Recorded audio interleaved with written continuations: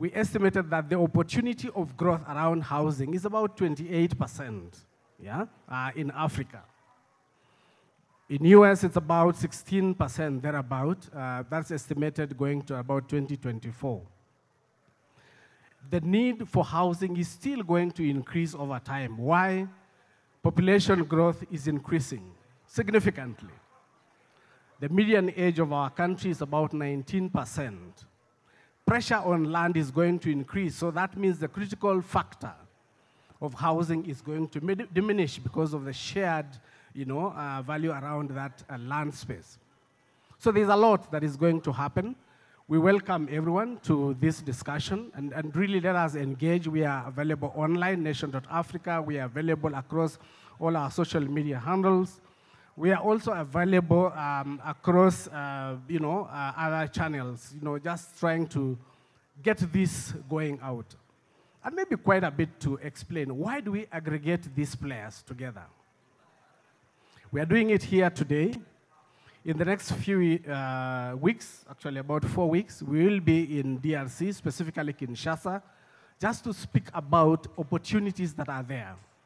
It's the time for Africa to really rise up and seize some of these opportunities. So why we are doing this, Nation Media Group is a media of Africa for Africa. Ours is to unpack, aggregate opportunities, and open up for all of us to take advantage of. Otherwise, let us wish ourselves the best of discussions, and let us seize the moment. If you have, you're out there, back at home, please come here. There are many exhibitors, many ideas that you will be able to pick. And for sure, the diaspora audience, there's also a great place because we have vetted quite a number of the partners that we have. Thank you very much, and let's enjoy. Thank you. Thank you very much, Mr. James Ogoti, General Manager of Commercial at the Nation Media Group. Without any further ado, I will start this conversation of panelists and experts also who are also part of this conversation to just plug in on this big gap that we continue to see and experience in this great nation of ours that consistently grows every so often. So a quick, just to start right from the farthest, or right by my left-hand side, is to introduce to you the panelists that are seated with me here. And I will start with Mr. Martin Githinji. He's the Chief Commercial Officer, AMG Realtors. A round of applause for him. And then right next to him is the legal mind for this conversation, Salome Wanjiru, who is the managing partner, Wanjiru Mwenda and Company Advocates. A round of applause for her. And then right next to her is the other lady of the panel, who is Miss Harriet Kurias. She is the CEO of South Front Properties. A round of applause for her. And then right next to her is another individual that has plugged herself into this great conversation. Her name is Miss Eunice Masharia. She's the board chair of the East Agent Registration Board. A round of applause for her. And then right next to her is Dennis Silakwe. He's the head of sales at Mayan Resort. A round of applause for him. And finally, we have Martin Karaoke. He's the head of sales at Centum Investments. A round of applause for him. And I'll start right there, Martin Karaoke, with this conversation on environmental and climate considerations.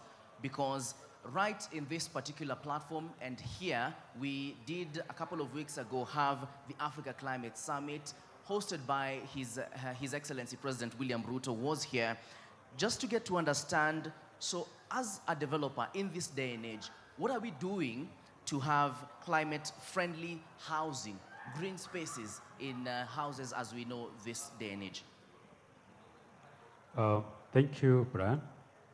Indeed, the conversation on having climate-friendly houses, it has come of age.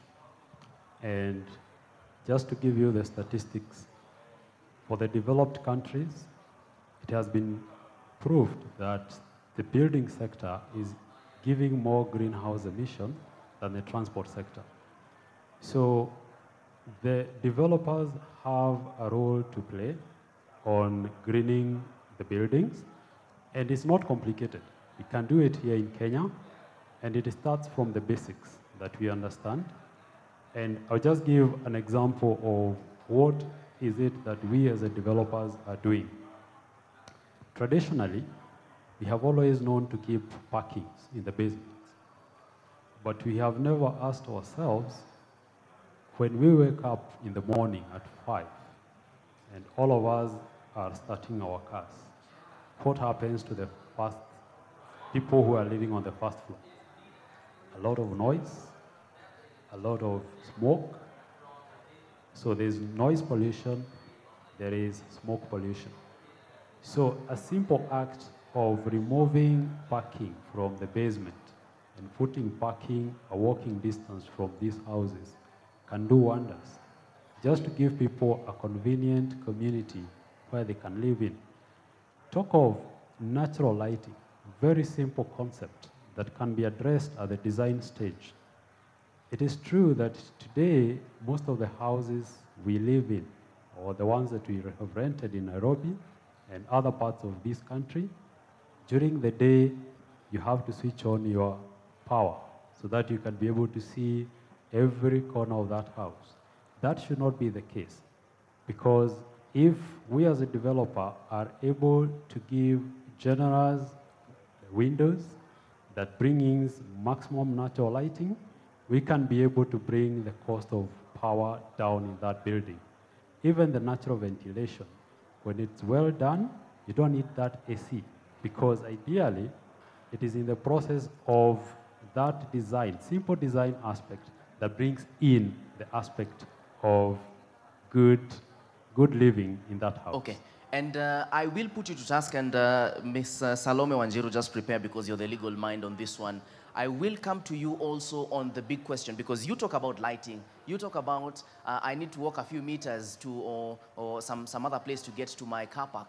But that space, really, there is no space. Look at the concrete jungles that we continue to build and construct every day in Kilimani, in Kileleshwa. Pipeline has also come up as a big concrete jungle. So you'll speak on that, because really there's no space. And even the space that you get, it's expensive. It's too much expensive. Salome, let me get your mind, because I want to invest in these coming days. What do I need to start being an investor, say home property, ownership, having my own house, constructing?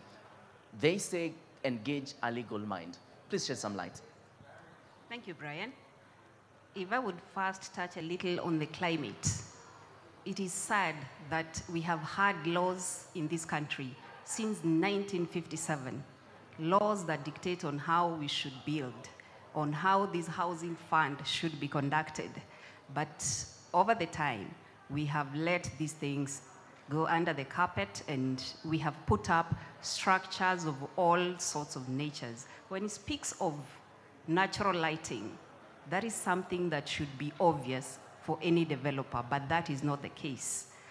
Now, again, when you're now coming to buying property and contacting a legal mind, there's a lot that goes to it. We need to see how there are zones made, especially in the urban areas. These are legal requirements. You will need a number of experts if you're actually to put up a house. This is when you will need the lawyer to come and draft the agreements, do for you the searches and the due diligence. Once all these are in place, then you will go to the next person, maybe the architect or your project manager. And when you involve all the experts who are required to be at that site, then you may not go wrong. But again, with our laws not being followed strictly, that has also been swept under the carpet, and we are suffering for not following already established laws. Okay, thank you very much, Salome. And let me just also get to interact and bring to this conversation Dennis Silakwe. Remember, Dennis is the head of sales at Mayan Resort.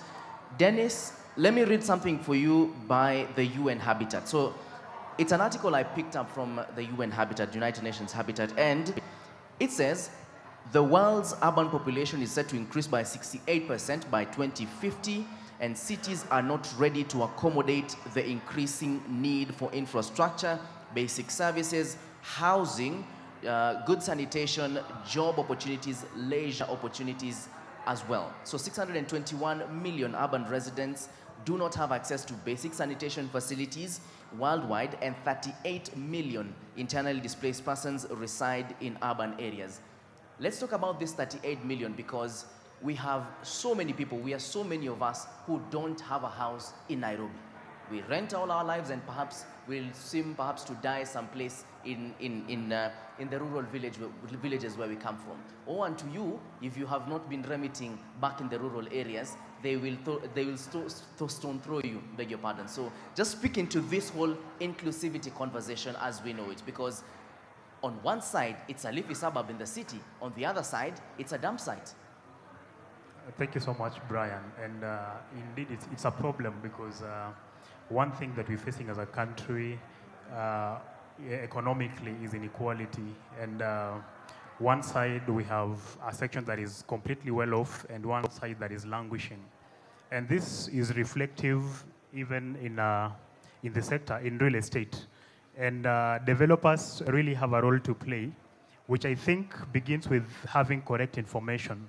Correct information, in my view, would best come from constant research, learning and innovation, because once developers understand the audience they target with the properties, it's easy to then understand the unique needs that come with them. It's easy to learn from already existing development and improve on the next one.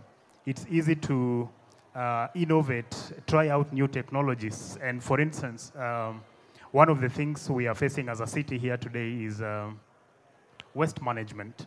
But with proper innovation, proper technology, I really think developers should be in a position to sort this out. There is an important aspect of research that most developers miss, and I think it informs every other step in development, including design.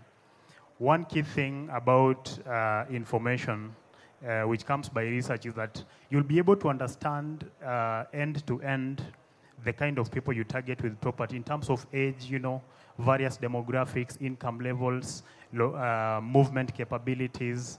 And once all this is captured in design, then I think the issues we see then is going to be an issue of the past. Okay, thank you, Dennis. And I'm coming to Martin Githenji, who's the Chief Commercial Officer, AMG Realtors, because we consistently have a conversation on diaspora and diaspora remittances.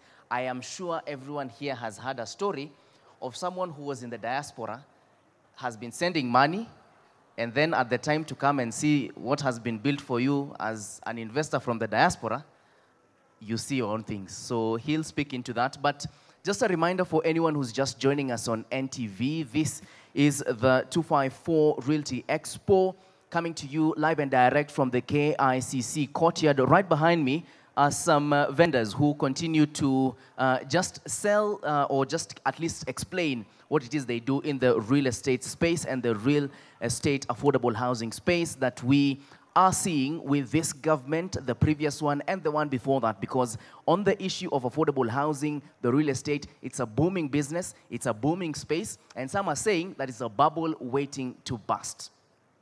Continue interacting with us on Facebook, Twitter, Instagram at Brian_Mushiri at NTV Kenya, so that we can sample some of your feedback. And also be sure to send in some questions even for the audience that is here with me. Now, Martin, that issue on diaspora, and let me read you something, an article that was on one of our dailies, and on the issue of diaspora remittances. So, diaspora remittances in Kenya is now the largest foreign exchange earner, according to the Central Bank of Kenya.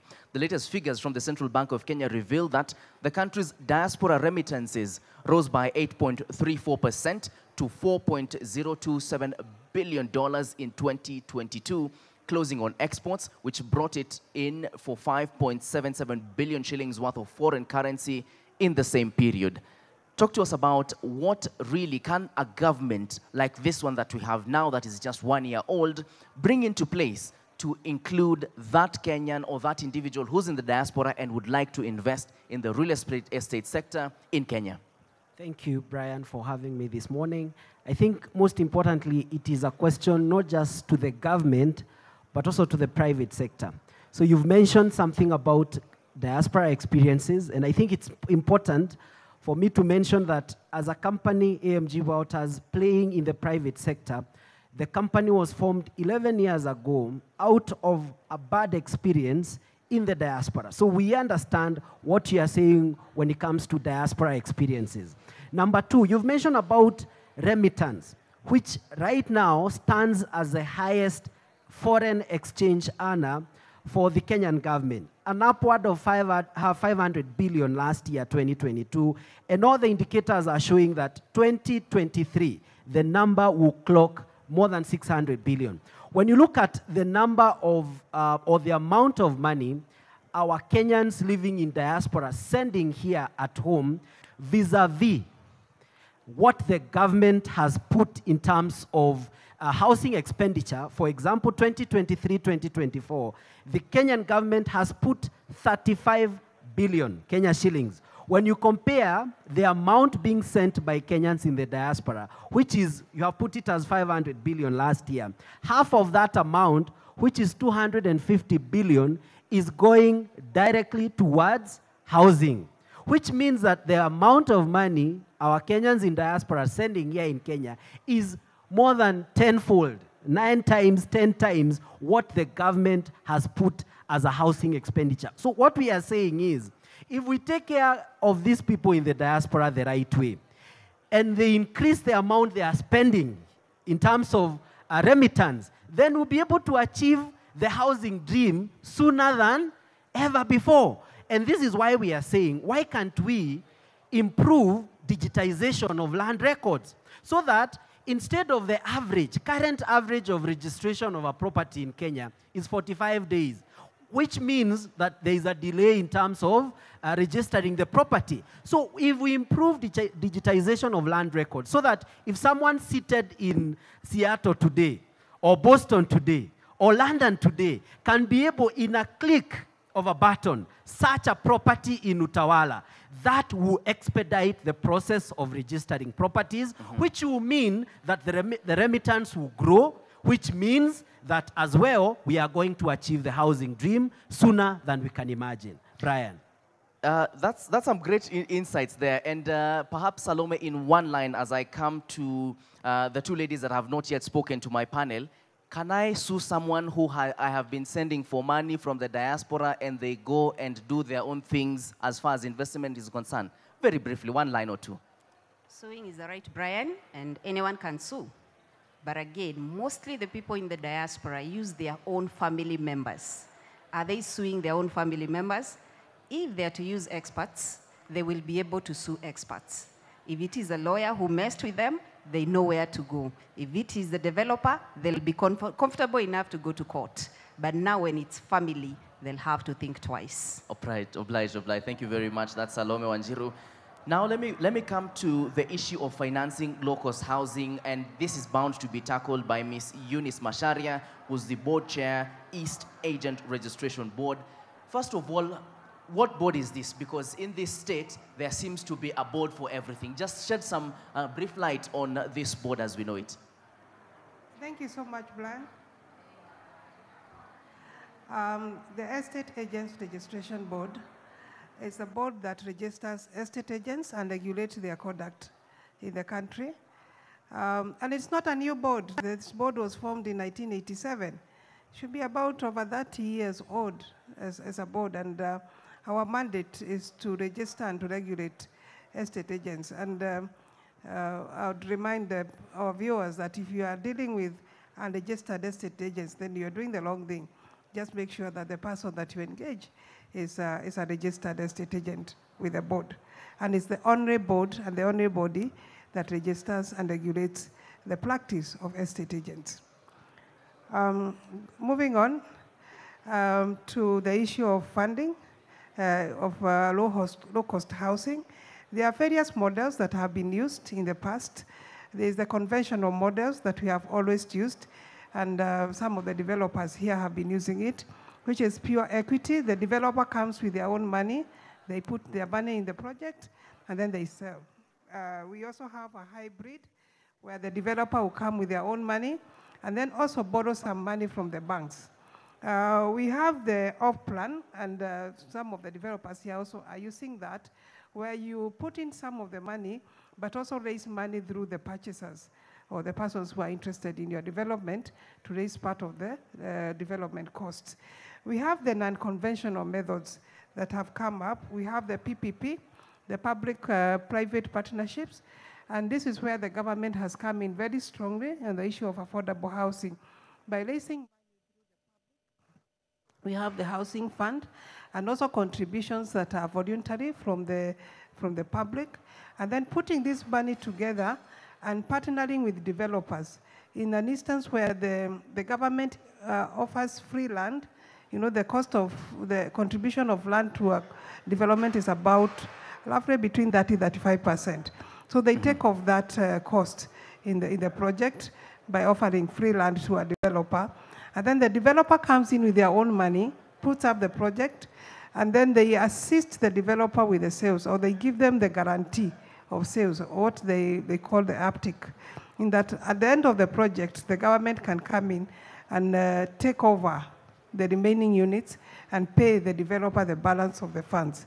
So that's the model that the government is using currently. Okay. Then, of course, we have the project base where the developer can raise money through private means, through the REITs or the real estate investment trusts. Okay, and we'll definitely get into detail with that. I just want to bring on board Ms. Harriet Kuria, who's the CEO of Southfront Properties, because now more than ever, we have seen the emergence of single parenthood and single parent families in this day and age, more than ever in the history of this country. And that definitely is a discussion that is open for everyone to be part of, but I choose to not engage with that and bring that as far as realty is concerned and property ownership is concerned.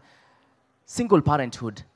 I mentioned to you while we were doing a debrief for this conversation, I have a 9-year-old niece, and in school now they are taught that mother and children is a complete family, father and children is a complete family, but are the people involved in this space ready for this? Because I want to build a piece of land and I want to develop on a piece of land, but I don't have a husband or I don't have a wife who can guarantee me on this loan. And we've been living as a nutshell, and we've just decided to take a sabbatical or take our own ways. Speak to us on this whole issue. Thank you very much, Brian. I'm so glad, first of all, that schools are talking about this issue, because this is our new reality. That family does not involve father, mother, and children. It can be, as we said, father and children, mother and children. Now, we have come a long way, but as time goes by, we also need to accept the fact that today we still have estates that people cannot live if you're not father and mother and children in reality. In that there are places you go as a single mother or a single father, you're actually banned from living in that estate. Why? Because our country, our backbone of our society is built on the fact that singlehood is associated to some form of negative. Let's call it negative. And as we grow by, as we go by, we need to actually make sure that we have set up structures and systems that encourage people to be able to actually earn a property. For instance, there's no way you can tell me because there's a single father who, by instance, let's listen, you can actually become a single parent for different reasons. Not only the fact that you've gone different ways, you can also lose a spouse, right? It does not mean that you are disqualified in the society from earning or living in a certain level because, well, you're not a reflection of what people per se think family is. So, such places that I know of, and we all know of, such institutions that encourage that kind of stigmatization, are there ways, and I can actually ask you, Madam Legal. Salome. Salome, I would like to understand, are there ways or are there structures that I think we can take up to make sure such let me even call it manners or behaviors are not taken forward? Because 20 years from now, we're probably going to be having people who will not be thinking about living together. The family dynamic and the family thread is changing. 30 years ago, the idea of a father living with 2 girls as a single father was out of this world. Now we see fathers taking up the responsibility of being the major or the constant or present parent. Now, are there structures that have actually enabled such things to happen? Yes. Are we absorbing them? No. So I think it's a conversation that can happen over and over again. We need to continue having this conversation because it's the one that shapes the children we're bringing up, how we look at it. And yeah, that's what I think. I mean, it's a conversation we need to have. I'm very passionate about this conversation, as you can see. But I think it's a conversation we need to constantly have and constantly talk about. And before I have Salome, allow me to just go back to Martin on my far right, on the far right of the audience, because we spoke a lot about the use of natural spaces, and you mentioned, and I told you I'll keep you to account to that. For instance, where I live, you are lucky to get a parking spot. You are lucky to even get home on time to get a parking spot. So now, really, to have a space where we walk a couple of meters to get our cars, or even where our children can even play at the bare minimum. Just speaking to this. Thank you, Brian. It is true. It's a reality that you're facing, that some of the things you've spoken into, we cannot be able to get what we are speaking about here today. But the good news is we are lucky as a country because we have seen the government, the previous and the current government, putting a lot of emphasis on infrastructure. And what this is doing is that it is giving us options. That if I need to live within Nairobi Metropolitan and work in the Nairobi city, I can be able to commute in the morning and in the evening.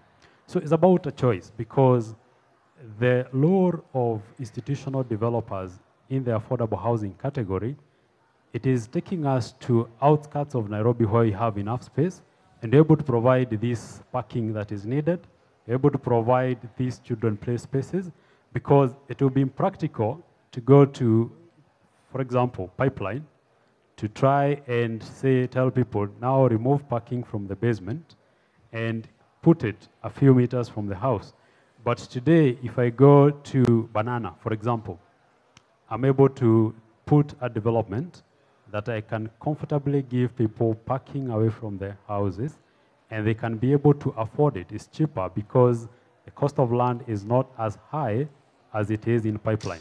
So it's an emerging trend, and we are lucky that the government is able to bring us the infrastructure we need to move around so that we are not limited to staying within the CBD or within the environs of the CBD. For example, today, if someone is staying in, for example, in Makuyu, you're able to commute to Nairobi and go back. So if I'm an institutional investor or a developer putting up houses, I can be able to achieve that because we are looking at the future. How do we change the trend that has been there in the past? Okay, and just also to the other developers on the panel, to get to understand, and perhaps I could start with you, Dennis, and also have Martin on this other end, just speak into it very briefly on the issue of rent to own, because it's a matter that has been spoken about, and then the argument, or a layman's argument is, if I am renting to own, then what I pay every month, in 2 or 3 or 5 or even 10 years, I should be able to live in that. Speak to us on that particular matter, Martin, and then also Dennis, very briefly. My feedback about that is more on the mortgages. I understand your question in the context of rent to own, but I tend to make my argument in the context of the mortgage rates, the current mortgage rates in the country. When you look at the number of mortgages we had in 2022, they were partly 26,000. If you compare that with countries in the sub-Saharan sector, we are way below. And when you look at the reasons why our counterparts in South Africa are way much ahead of us, it's because in some of those countries, it's a single-digit mortgage rate in some of those countries. And I'm really happy that we have now in Kenya an organization called Kenya Refinance Mortgage Company Limited, which will help us to get more loans, more mortgage in the near future. And I can report affirmatively that right now the Kenya Refinance Mortgage is giving mortgage rates of up to 9.5%. And for me, this is very key because it will reduce the amount that we'll be paying per month, and at the same time increase the number of people on mortgage. And I think this is the conversation that we need to be having right now, because if we expand the base of the number of people taking mortgages, automatically it means more people will be getting the houses and be able to buy and build at the same time. Brian. Thank you very much, Martin. Dennis, coming to you on the whole issue of renting to own, but just again, in case you're joining us on NTV, this is the 254 Realty and Homes Expo of 2023, where we're providing solutions in this vast space. And this year's theme is Closing the Gap, Reimagining Affordable Housing, that we have been offered by governments year on end. Right behind me is the expo itself that extends to the very end of the Kenyatta International Convention Center courtyard. And this particular place also is where the president was part of that great Nairobi declaration in the Africa Climate Summit, where real estate was actually part of the conversation as we know it. Now, Dennis, just speak to us on the issue of renting to own, because it's a matter that has been really absurd and not many understand it. Very briefly. Thank you, Brian. I think rent to own is the way to go as an alternative to mortgages, which, like you mentioned, I think mortgage uptake as a ratio of our population is just around the region of 1%, very low compared to other countries within Africa. And we know reasons for that. Among them is very high interest rates. And I think for a common Kenyan out there, if they are to pay the same rent they are paying with a view of owning the houses, it definitely makes sense. But I still think in isolation, rent to own may not really work for the economy, because you still need to raise 10% of the house value to be able to secure such a deal. I really think as we explore, among other means, rent to own, we really should look at alternatives, way of financing. And she mentioned a good example, real estate investment trust. I think it's also high time we leverage on our capital markets to get massive, more affordable way of financing our real estate. Okay, thank you, Denise. And Eunice, again, coming back to you on this whole conversation and topic on affordable housing. You sit at a vantage point. He has spoken, Martin has spoken about our numbers as far as mortgages being significantly lower than some of the sub-Saharan sector that we poise ourselves against. And part of this reason is because most of our mortgages are well into double digits, whereas the other place has single digits. I will not task you with the hard mathematics or even being part of fighting part of your own, but how affordable is affordable really? So far with the government, the affordable housing, what's your take on it? I'd say that what has been envisioned in affordable housing and the tenant purchase scheme is a way of trying to assist the majority of Kenyans in the lower bracket to be able to afford a unit. The government has put in place the ways and a program, the affordable housing program. And the affordable housing program is really a program, not a project. And government is also playing a part of that. Part of it is standardization of the units that are coming up. You have a 1 bedroom at about 30 square meters, 2 bedrooms at about 40 square meters, and 3 bedrooms at about 60 square meters. So the government is endeared to lower the cost of, first of all, the cost of construction. Currently, it stands at about 47,500 per square meters, and the government is working to reducing that to about below 30,000 per square meter, so that we are able to offer these units in the market at affordable cost. And currently, we have 1 bedroom selling at about 1.5 million, 2 bedrooms selling at about 1.8, and 3 bedrooms selling at about 2 million or thereabouts. And the repayment for this is about, the efficient repayment rate is about 5,000 for 1 bedroom, 10,000 for 2 bedrooms, and 15,000 for 3 bedrooms. Really, we are looking at what is the current tenant paying for such a house and trying to leverage on that to put it more or less at the same price so that they're able to afford to pay, and giving them a long-term plan of about 20 years to be able to run this project and to be able to repay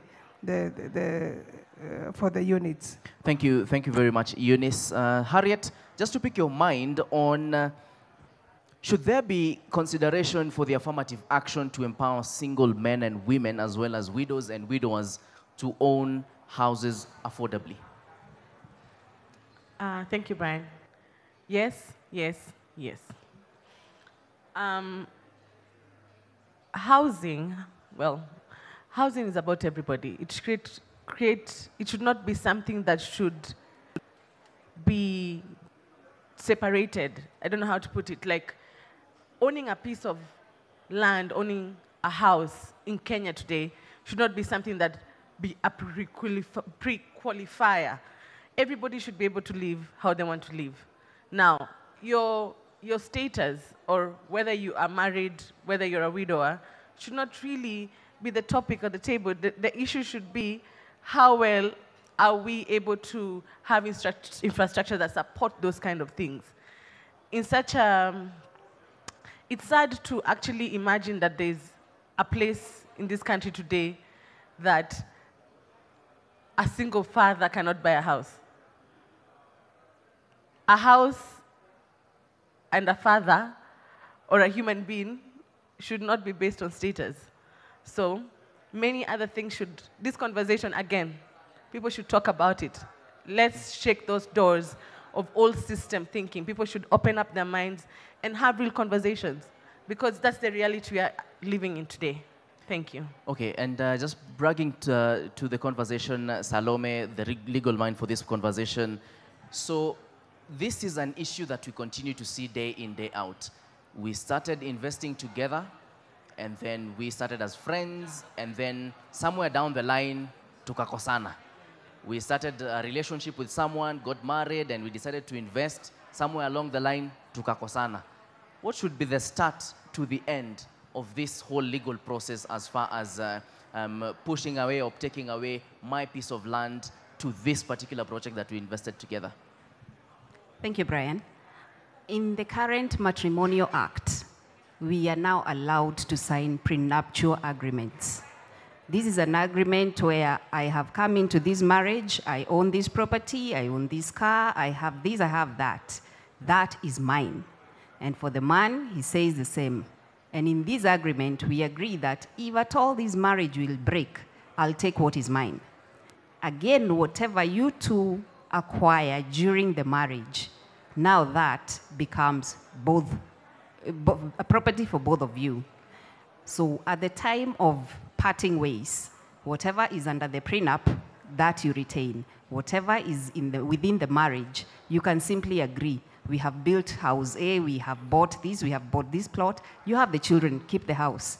I'll take the car, I'll take the other vacant plot, I will go my way.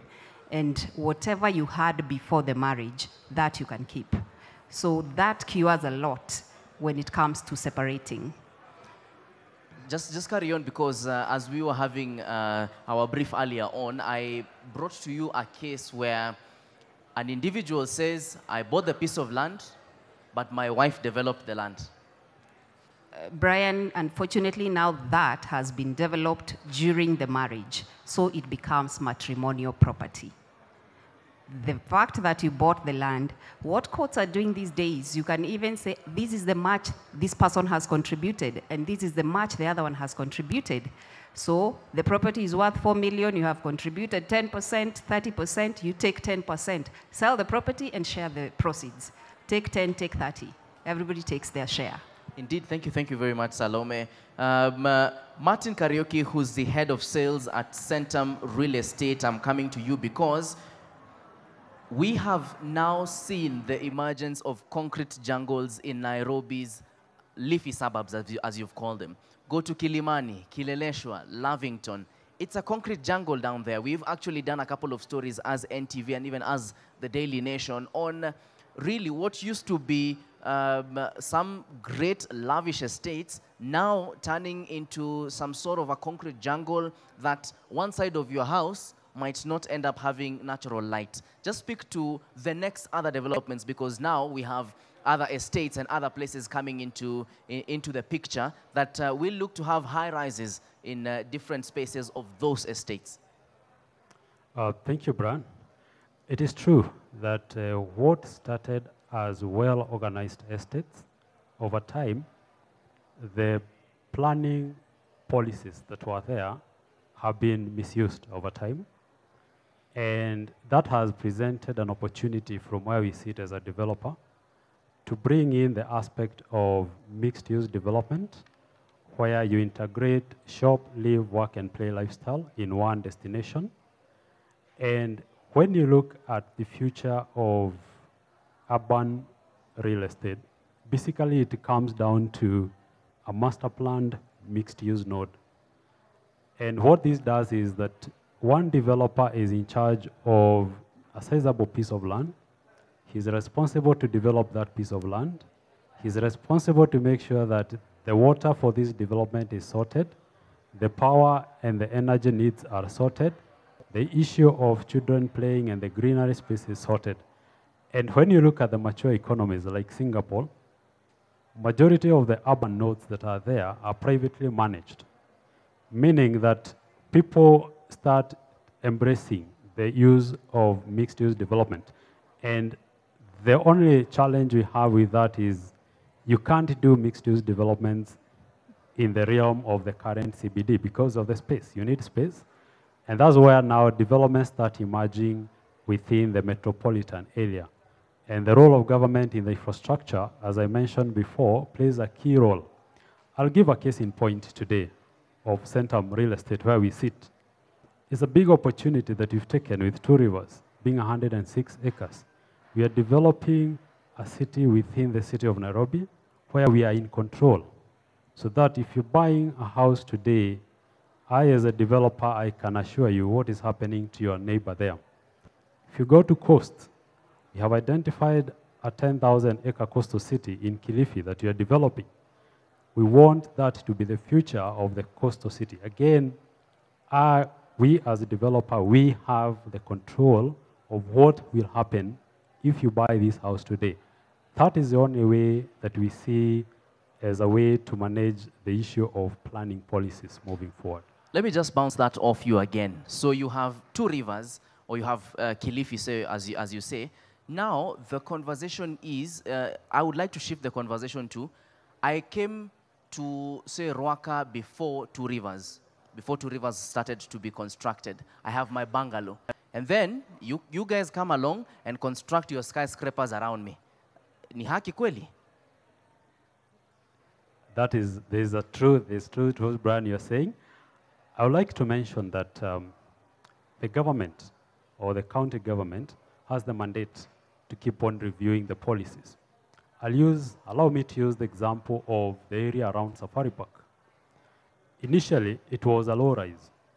You could only do a bungalow in the 80s.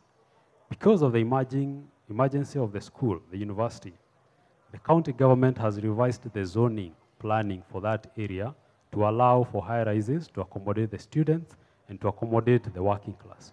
So in the event that you had acquired or built a bungalow in that place, in the interest of the biggerness of the economy, such policies might affect you. It is true.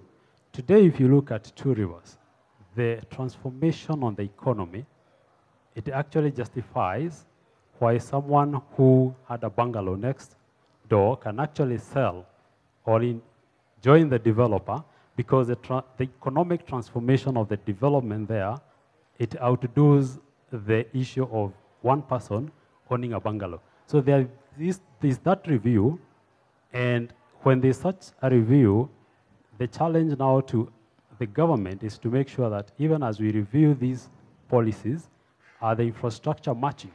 Because if an area had bungalows, Then all of a sudden, there's student accommodation that are going 10 floors, and the sewer line can no longer hold that amount of sewer. That explains why we swim on this sewer on our way to work and our way back, because the policy has changed, but the infrastructure has not been revised to match the new policy. Thank you, Martin. I am coming to Dennis Silakwe, who's the head of sales at Mayan Resort, as well as Martin Githinji, who's the chief commercial officer at AMG Realtors. And Martin, I'll start with you, and I'll just read something here. An inclusive community is a community where its citizens and members feel safe, respected, and comfortable in being where each person shares a sense of belonging with its members. What is happening with developers now? Because are we really inclusive of a community that we've found in this day and age? Say you have gone to an area that is largely pastoral, and you buy off 100 acres because you have the financial muscle as a real estate agency. Are you keeping to the core of this inclusive community that you initially found there? Good question, because we are developing these estates amidst communities that are existing. And what we are doing as an organization, I will answer that from where I sit as an organization that is AMG Realtors, that we are very inclusive in the communities where we develop our projects, and we are very keen on the communities where we are doing our projects. For example, in Juja, before we embark on the project that we have there, we engage the community, we engage the leaders, the Nyumba Kumi, because we want them to be part of what we are doing. So that before we go out there and advertise what we are doing, before we go out there and market what we are doing, these people are part of the project. They know what we are doing, they know the plan that we have, and they are first customers. Even before we reach out to the other people outside, we consider them first before we reach out, because we believe that if we develop and we sell these properties, when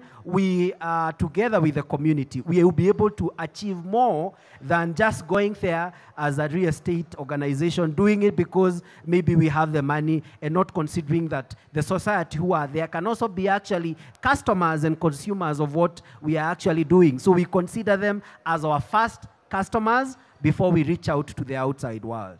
Okay, Dennis, coming to you, and before I go to that, do we have anyone in the audience who has a question? Perhaps be sure to just raise your hand, and I will pick you out. Dennis, mumetoka penye mnakuanga na headquarter, mumeenda na nyuki ni kwa wakulima, ni kwa pastoralists, mumekuja mmebuy off land yote na mmewa disregard. Are you keeping the inclusive and natural core of that area as developers? For Mayan, Brian, I would say by all means yes, because we've embraced, being a resort and a real estate entity in one, we've embraced sustainable tourism and ecotourism.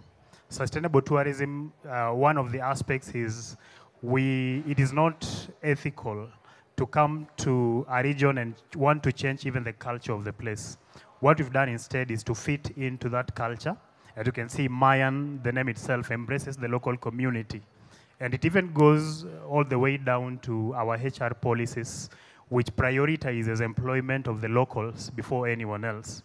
But then in the bigger picture, the whole issue of inclusivity should go beyond legal and policy frameworks. I think it goes all the way to ethical and social responsibility.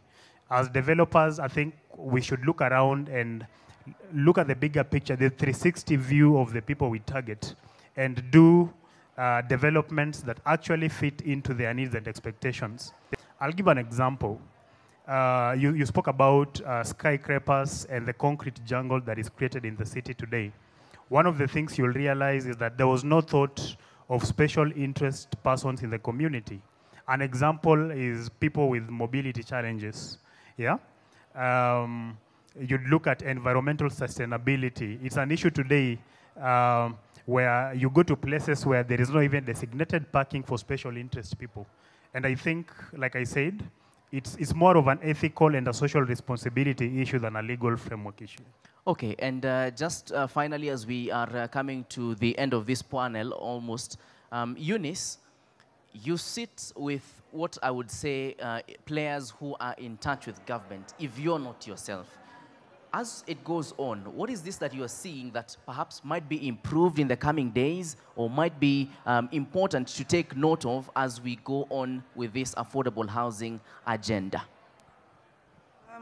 Thank you, Brian. I think, like you like to say, the board is under the State Department of Housing.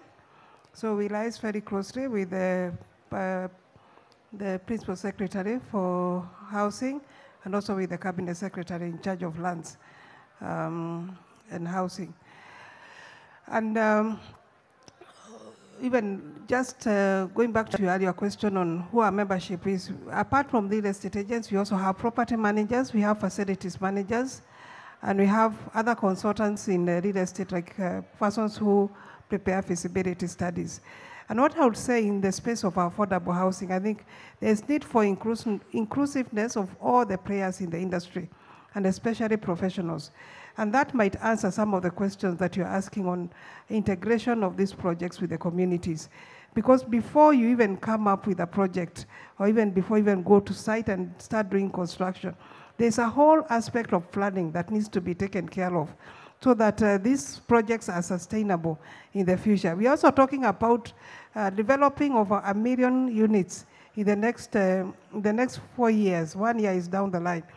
And for this to happen and for long-term sustainability, you need professional property managers and facility managers to be able to manage the common areas and the facilities and the other services are provided in these affordable housing projects. For example, you cannot have, say, a 20-30 floor development that with a lift that is not working. So these facilities must be working, and we are working with the ministry to devise the strategies of ensuring that the projects and what we are putting up today has a long-term sustainability, not just for today, not just coming out with 1 million houses, but how are we going to look at these 1 million houses 10 years, 20 years from now? Are we creating urban sprawl again, or what we call vertical sprawl? Or how are we going to make sure that they are proper? And that involves involving all the players, and especially not just looking at construction, but after construction space. And that is what we are doing with the ministry right now. Okay. Sorry to just cut you short because we are really pressed for time, but I just want to bounce one more question off you. The government said they will cut me 3% for the housing levy. We made noise, and they would, okay, initially they said 3%, it will be refundable, or we will get your house. We made noise, it's now 1.5%, that is non-refundable, and my employer has to match it. What feedback are you getting from the citizenry? Mimi mwenye ninakatwa hiyo mshahara inakatwa inapelekwa kwa housing levy. What is this that you're getting from the citizenry, just as I let you go? I think paying taxes, whatever kind of tax, whether it is PE, whether it is a housing levy, whether it's a tourism levy, whether it is a fuel levy, whether it is what kind of levy, it's never easy on the citizen, because this is money that is coming off your pay slip towards contribution towards a certain goal that the government wants to achieve. So I think the critical question we should be asking the government is, how are you going to ensure that there is value for our money? Because taxes will be paid in one form or another, but what we should, the challenge we should put on the government is making sure that that money is properly used.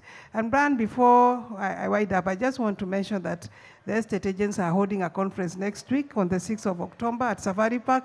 If I don't say this, I will be skinned by the board, and you are all welcome to participate.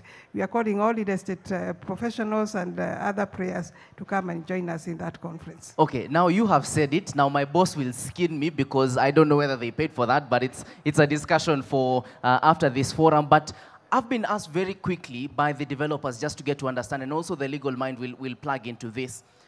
Martin, Dennis, Martin, there are some properties you look at in this country and you really wonder, hii pesa nani anafaa atoe? Because they're absolutely exorbitant, they are off the roof, unashindwa, kuna watu wanatoa hii pesa kweli? So my question is, Who is this who regulates the money that an individual ought to give? Or who is this who regulates a property? Property inaweza fika wapi? Because kuna mtu one bedroom unapata surely. I mean, a quarter an acre which is developed, it's well into their hundreds of millions. So who is this who says this is the cutoff? Maybe let me start with you, Martin. I think this stems back way pre-independence, because it's usually a concept of willing buyer, willing seller, and of course also the demand factors. So we have found that in the recent past, there are neighborhoods that are attracting very high prices. And I think this is all about, as I've mentioned, willing buyer, willing seller. And of course, the demand as well. So in any market, in any neighborhood, even when you go to, recently we were in the UK to promote what we are doing here. And when you go there, still you'll find neighborhoods where we have premium properties next to golf courses. So I believe this is an issue of demand, number one, and number two, willing buyer and willing seller at the end of the day. Okay, Dennis and Martin, very quickly in 2 lines, who is this who decides hapa sasa hii nayo tumetozana pesa mingi sana? And the audience, just, I could pick a question or two from the audience as we wind up this conversation. Brian, I think that's a good point. And my input is that the market has a way of regulating itself. We sometimes find over-the-roof prices because developers did not have prior information on what the market wants. And that is what leads to the market corrections we see, what other people would refer to as market bubbles. It's actually the market correcting because the prices as were perceived initially are not the intrinsic value that should be taken up by the prospective buyers. And so over time, the market will adjust. There will be slow uptake in case the properties were for sale. Later on, either the properties will go down or someone else will come and match it, or the developer will convert it for rental. But the market has a way of regulating itself. Martin? We operate in a free economy, so we let people and the market forces of demand and supply set the prices. But I'll tell you this from a developer perspective, that the most expensive properties are not always the most profitable, because maybe you only sell one in 6 months. Yeah. But really where the conversation interests the developers is affordable housing to meet market. But in actual sense that since we operate in a free economy, we can't control the how much someone should pay for it. Okay. Salome, on the lower cadre of this conversation, Mutu amekataa na deposit yangu. Can I take them to court? Yes, Brian, but again, you'll have to first refer to your tenancy agreement before you go to court. If I would go to the affordable housing, we have the Housing Act, which is very old in this country. It came before independence in 1957, fully borrowed from the British, and they had started developing for us. We have those estates like Mudurwa, Shauri Moyo. Those estates, together with Umoja, those kind of houses were done a very long time ago. There were those that were referred to as the social housing. Those were for the lowest cadre who were to be taken care of. Actually, people earning around, in the current act, it states people earning between 0 and 14,999,000. That is, a person earning 15,000 can actually be able to be accommodated in that house. There is also now the low cost, which is for people earning up to 50,000. And then there is the mortgage gap for people earning at up to 100,000. The others are presumed to be able to afford mortgages. Mm-hmm. And with this kind of housing, there was provision for these houses, like in the social cadre, that is a house that could only be maybe one roomed, with a toilet and a bathroom outside. Mm-hmm. That was captured in the Constitution of Kenya in 2010, where the Constitution provides that we should have decent housing with reasonable sanitary provisions. Yeah. When the state does the development, Brian, you realize that they will put up houses, but by the time they're putting up houses, they've done the sewer lines, they've done the electricity. They've connected the infrastructure properly. Proper roads are there before they even start building. But now what has turned out in this country is that when they stopped building, then developers came in, individuals came in, and we have a mix of everything everywhere. In that Umoja, you will see flats that are raising so high, while the main house is still at the ground. Okay. So that is where the problem came in, but we have the laws in place. Okay. Just to get to understand, do I have anyone in the audience who has a quick question? Okay. Okay, perhaps just my director, you will just get your mic. Jackson, very quick, your name and your quick question to whoever you want to shoot it to. Hi, good morning. My name is Flea Mtana. I don't have a target, rather.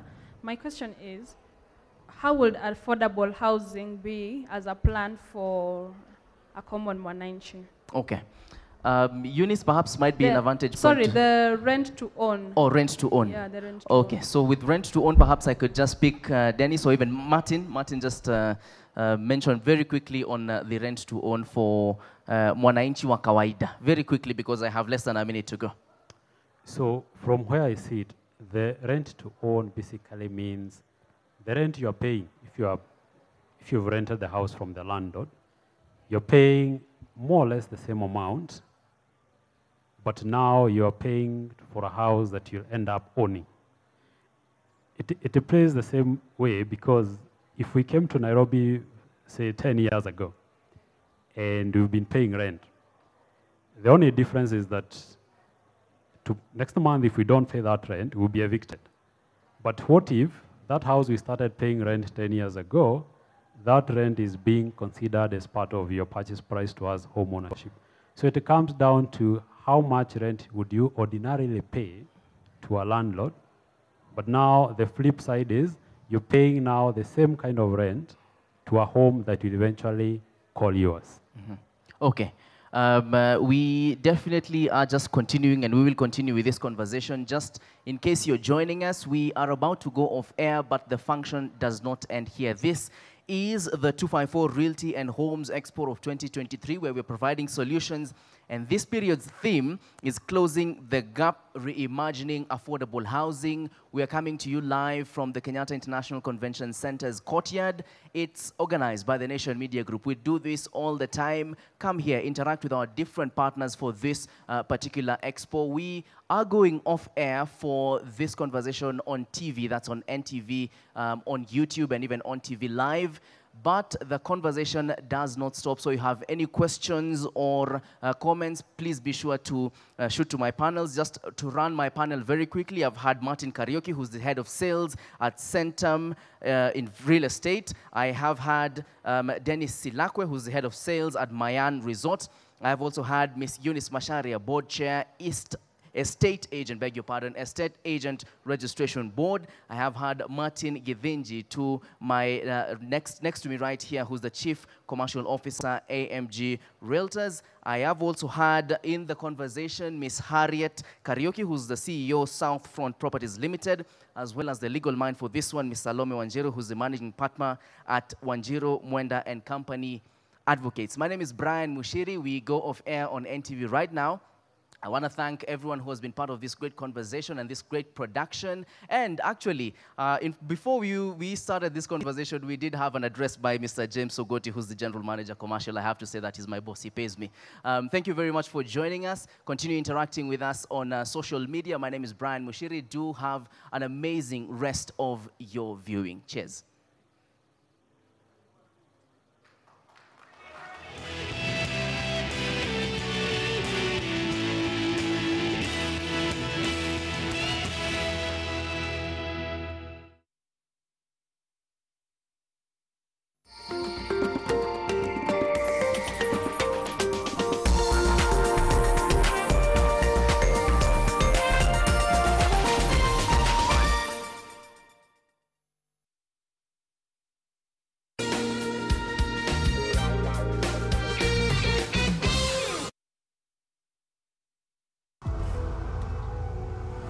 stay 5 degrees cooler. Body odor is caused by germs, and on active days, the sweating and odor are more. That's why you need the new improved Dettol Cool with up to 5 degrees instant cooling sensation and odor protection. Be Dettol sure.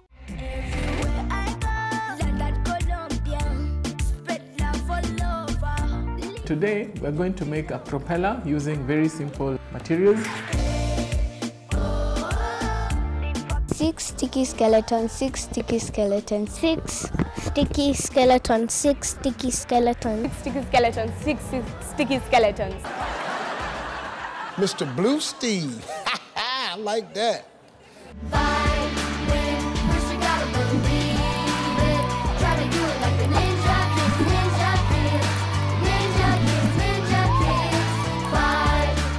It's Butta's birthday month, and you can enjoy free shopping of up to 500 bob. Offer starts at 2,499 only. Visit your nearest Butta store today.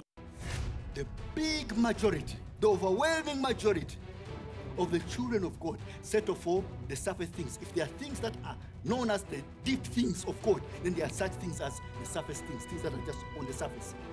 So it's about you having roots that go deeper and deeper and reach out into those things that are known as the deep things of God.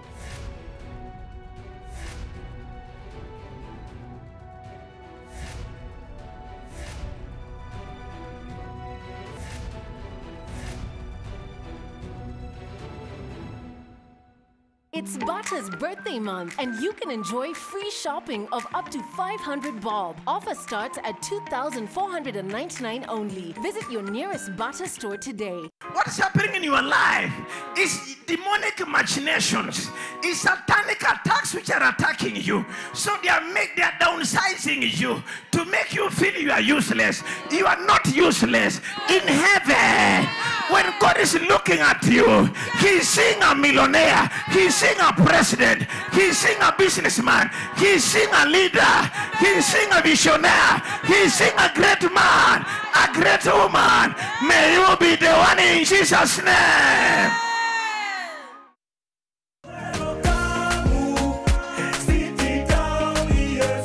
In the Bible, it was clear that God spoke to His servants directly. And this week on Crossover, we want to understand, in this modern age, does God still speak to us? Joining us in studio is Reverend Dr. Emily Obwaka, alongside some superb dancers. So save the date and join us this Sunday from 11:30 to 1 p.m. only on NTV. Na hii ndio Crossover. Na huu ndo mvuko wa kweli.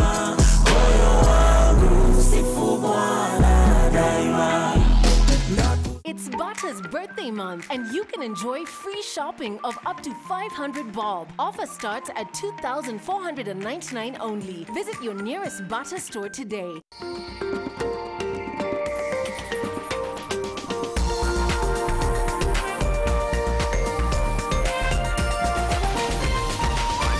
NTV, turning on your world.